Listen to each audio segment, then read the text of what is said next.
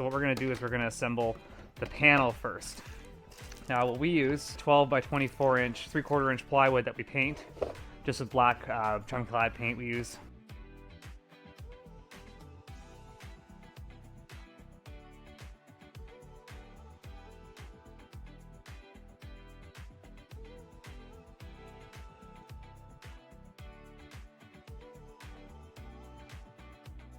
So this gets plugged into the side of the charger.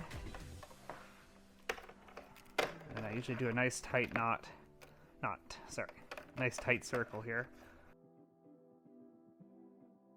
And it gets plugged right into the bottom of the monitoring system.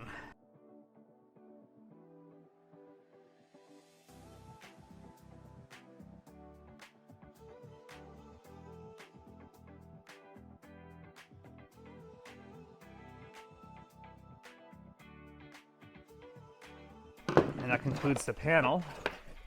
So that's a nice setup right there, ready to go for the job site.